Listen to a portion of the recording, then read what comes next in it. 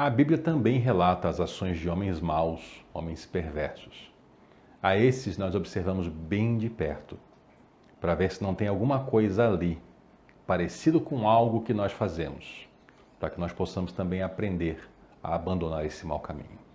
Olá, seja bem-vindo, aqui nós estudamos a Bíblia. Estamos agora no Evangelho de Lucas, já no finalzinho desse Evangelho, capítulo 23. Jesus, nesse momento da história, está preso. Ele já foi torturado durante a madrugada, num julgamento inválido, e decidiram levá-lo ao governador romano. Quem o prendeu foram aqueles grupos principais do poder sacerdotal em Israel, e eles não podiam executar Jesus, não podiam matá-lo, era proibido, mas o romano poderia fazer isso. Então eles foram àqueles homens que eles detestavam, desprezavam, odiavam, que eram os romanos, buscando o apoio deles, a permissão deles para cometer assassinato de um inocente. Então toda a assembleia levantou-se e levou Jesus a Pilatos. E começaram a acusar Jesus, dizendo: encontramos esse homem subvertendo a nossa nação. Ele proíbe o pagamento de imposto a César e se declara ele próprio o Cristo, um rei.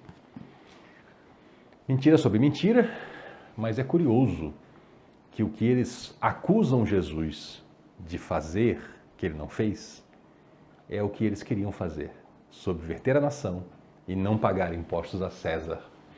E iam então aos romanos acusar o inocente de fazer isso. E esse detalhe, declara o Cristo um rei, esse detalhe, um rei, era só para acrescentar assim uma alfinetada na acusação, para que Pilatos olhasse para Jesus como um potencial inimigo de César, alguém que ele precisaria eliminar, já que Pilatos estava ali, colocado sim pelo poder romano, e qualquer inimigo de Roma deveria ser eliminado. Pilatos perguntou então para Jesus: você é o rei dos judeus? E o Senhor falou: tu o dizes. Nós já vimos anteriormente que essa expressão, ela não quer dizer algo como assim uma fuga, é você que está dizendo. Essa expressão, entre os judeus daquela época, significava é como você diz, é assim como você está dizendo. Então Jesus estava respondendo que sim. Pilatos olhou para aquele homem, já ensanguentado, torturado, sem poder político nenhum. E vamos lembrar que Pilatos, como governador, ele investigava a cidade, ele tinha espiões, tinha observadores. Ele sabia que Jesus não representava nenhum perigo para ele ou para Roma. Olhou para Jesus e disse aos chefes dos sacerdotes e à multidão: não encontro motivo para acusar esse homem.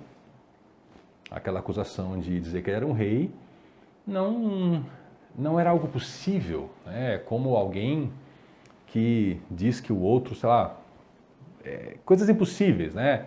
Aquela pessoa quer assassinar alguém usando aquela pistolinha d'água de brinquedo, dando um tiro a 2 quilômetros. Não tem meio eficaz. Então Jesus dizer que é um rei, ele olhou para aquilo e falou: esse rei não tem como tomar o poder de César, não tem exército, não tem tropa.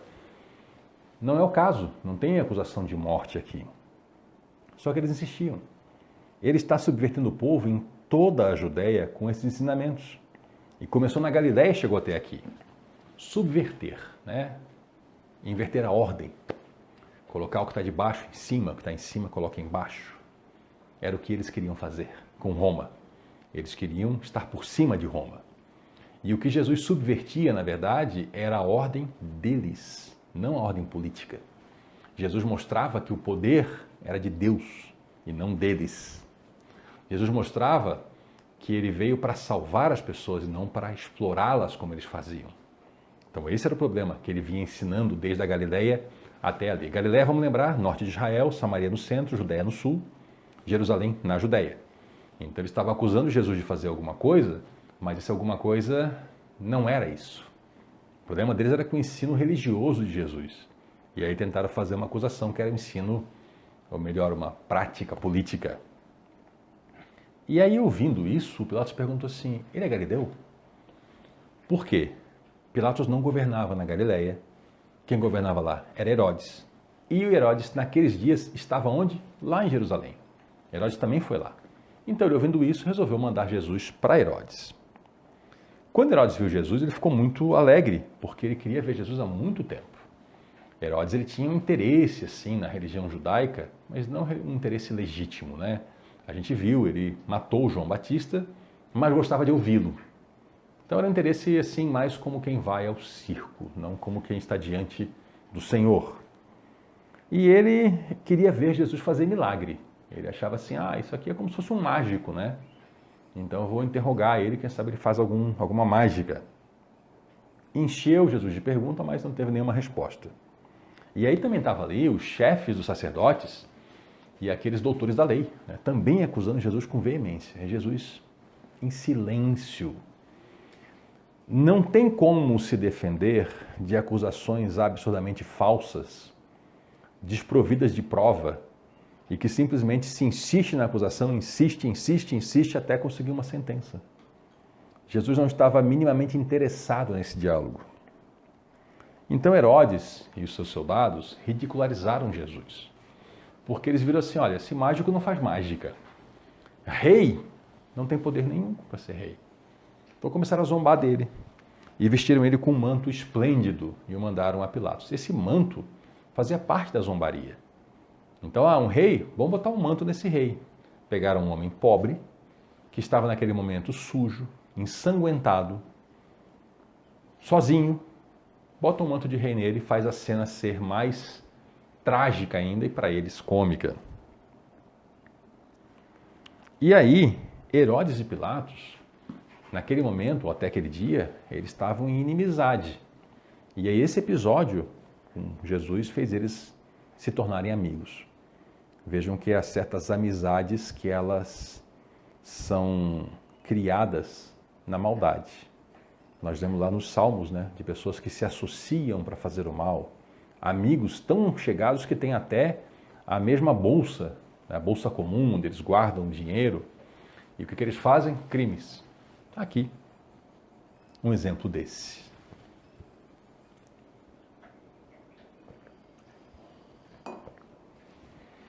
Pilatos então reuniu os chefes dos sacerdotes, novamente, e as autoridades do povo, e falou para eles, olha, vocês trouxeram para mim esse homem como alguém que está incitando uma rebelião. Porque era isso.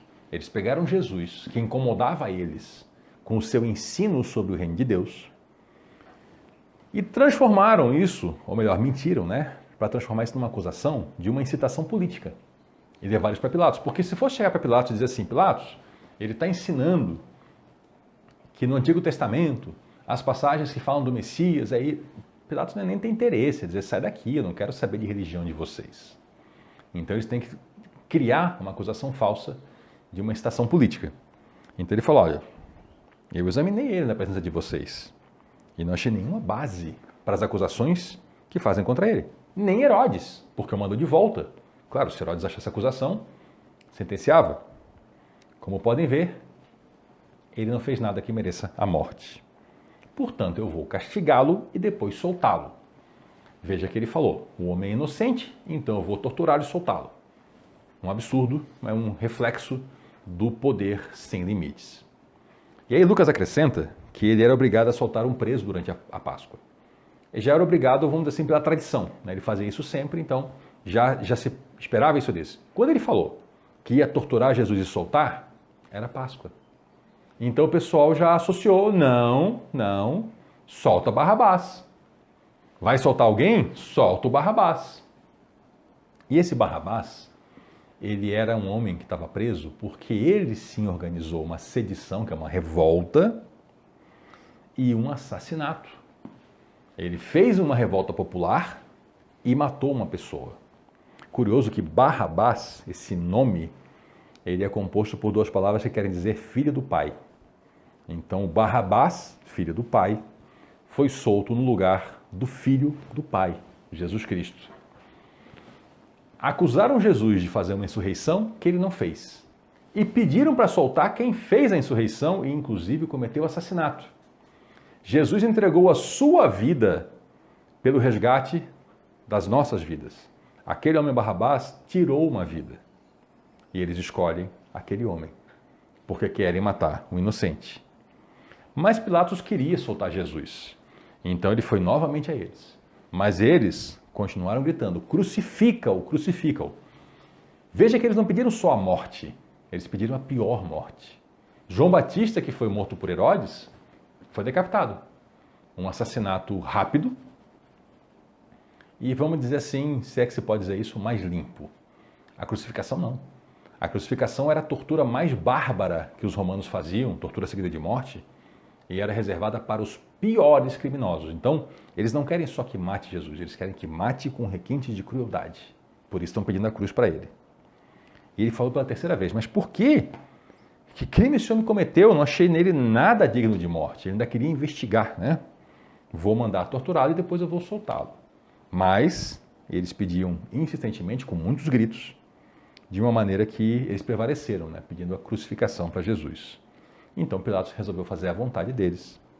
Libertou o homem que estava preso, o Barrabás, preso por insurreição e assassinato, e entregou Jesus à vontade deles.